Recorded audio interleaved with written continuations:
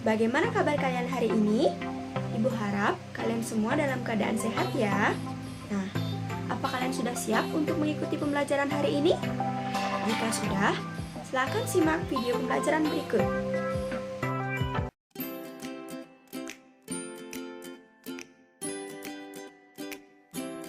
Pada pertemuan kali ini, kita akan mempelajari tema 9, subtema 3, pembelajaran anak.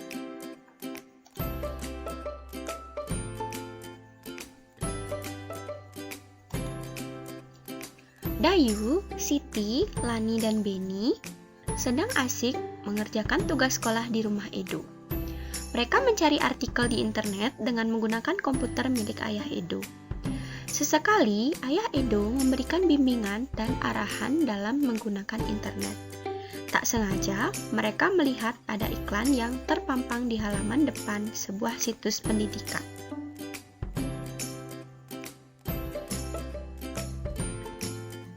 Ketika Edo, Lani, Siti, Dayu, dan Beni sedang asik mencari artikel, tiba-tiba muncul sebuah iklan. Iklan tersebut muncul saat mereka membuka sebuah situs untuk mencari artikel yang menjadi tugas sekolah mereka. Iklan apa yang muncul? Nah, iklan yang muncul adalah iklan tentang BPJS Kesehatan. Nah, iklan tersebut merupakan salah satu contoh iklan dari iklan kolom. Tahukah kamu bahwa iklan elektronik dapat dikelompokkan menjadi 3 jenis berdasarkan isinya? Nah, mari kita bahas.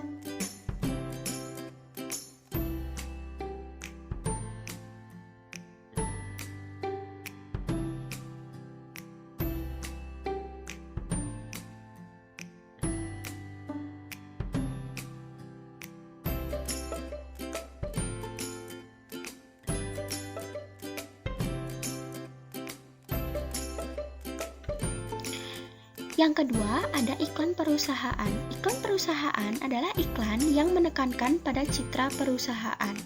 Iklan perusahaan umumnya dirancang dengan tujuan tertentu yang menguntungkan perusahaan di masa datang. Tujuan utama iklan perusahaan adalah meningkatkan citra perusahaan di mata masyarakat.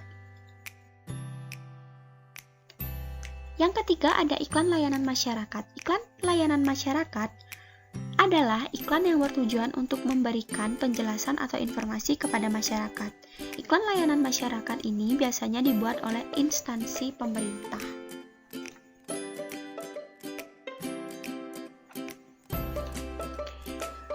Saat Edo, Beni, Siti, Lani, dan Dayu sedang mengerjakan tugas, terjadi perbedaan pendapat antara Lani dan Beni dengan Siti, Edo, dan Dayu.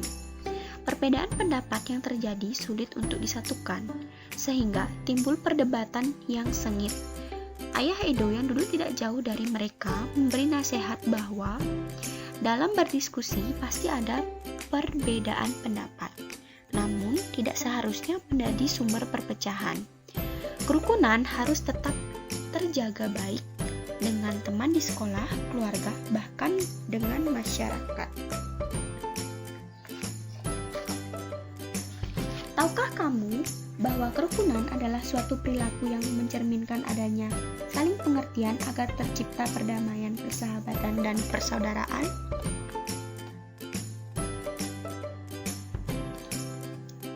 Ciri-ciri hidup rukun adalah sebagai berikut. Yang pertama, menghargai pendapat orang lain. Yang kedua, menghargai hasil karya orang lain. Yang ketiga, membina hubungan baik. Yang keempat, saling menghormati, dan yang terakhir, saling menyayangi. Manfaat atau pentingnya hidup rukun. Pertama, tidak adanya pertengkaran. Kedua, hidup dalam keluarga menjadi harmonis. Ketiga, hidup menjadi aman. Keempat, hidup menjadi tentram dan damai. Dan yang terakhir, memperkukuh persatuan dan kesatuan.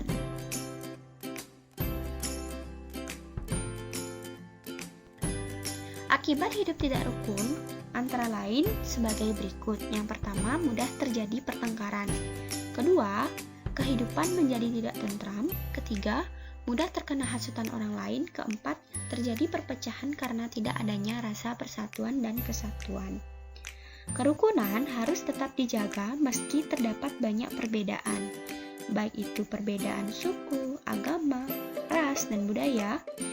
Ketika disinggung masalah budaya,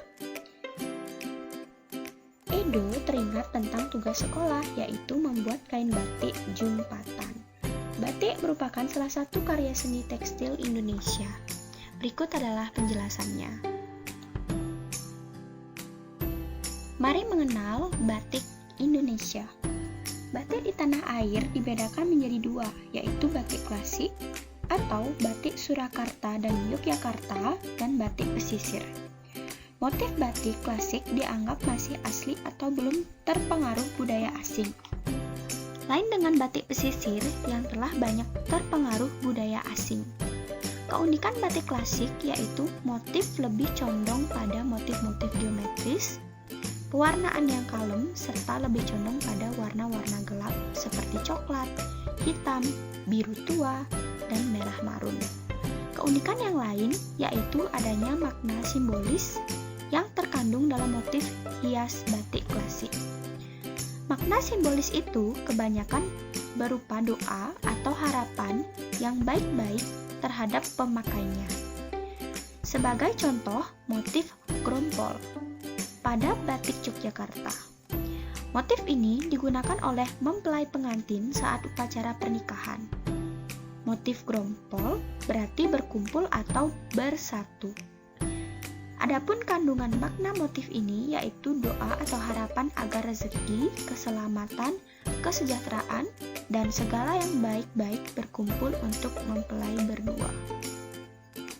Motif dengan kandungan makna serupa terdapat pada motif Sidomukti dari Surakarta. Motif ini juga dikenakan mempelai pada upacara pernikahan. Sido berarti jadi atau terus-menerus, dan mukti berarti hidup berkecukupan. Jadi, kandungan makna motif Sidomukti ialah harapan atau doa agar pengantin dapat hidup berkecukupan. Teknik pembuatan batik klasik tergolong unik. Batik klasik dibuat dengan cating, tulis, dan bahan perintang yang disebut malam atau lilin batik. Pada proses membatik dengan canting tulis, sebelum memulai perintangan, pola atau motif digambar terlebih dahulu di atas kain. Kemudian, motif ditutup malam.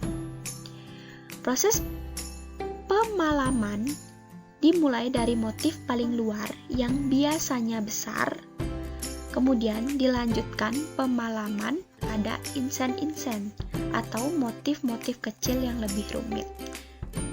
Berikut adalah gambar-gambar dari motif batik. Yang pertama ada motif batik klasik, kemudian ada motif batik grompol, motif batik pesisir.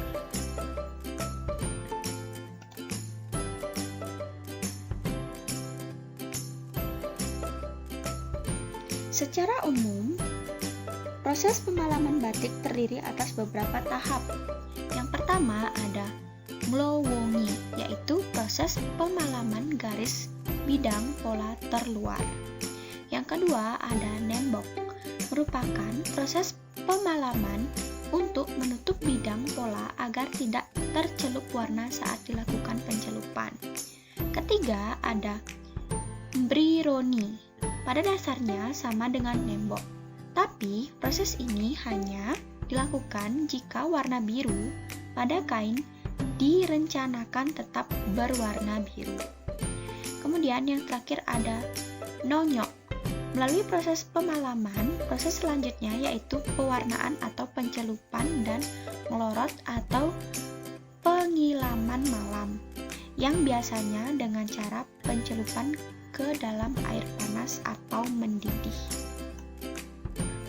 Batik pesisir bisa dikatakan bertolak belakang dengan batik klasik. Motif batik pesisir cenderung bersifat naturalis, menggunakan warna-warna cerah seperti merah, biru, hijau, dan jingga.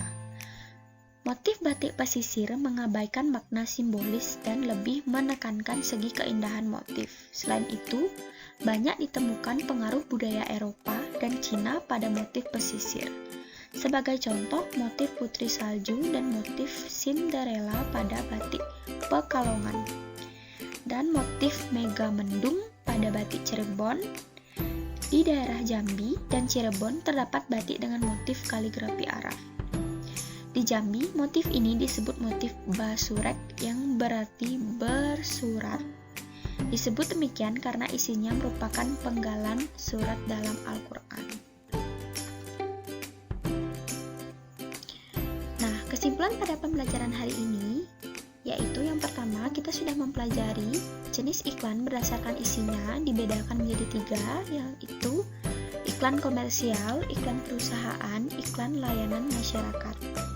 Dalam aspek kerukunan, kita sudah mempelajari ciri-ciri hidup rukun, manfaat dan pentingnya hidup rukun, dan akibat hidup tidak rukun.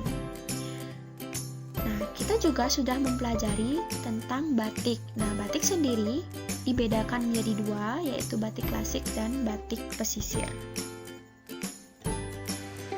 Nah, bagaimana video pembelajarannya? Ibu harap kalian sudah memahami pembelajaran pada hari ini. Sekian video pembelajaran dari Ibu.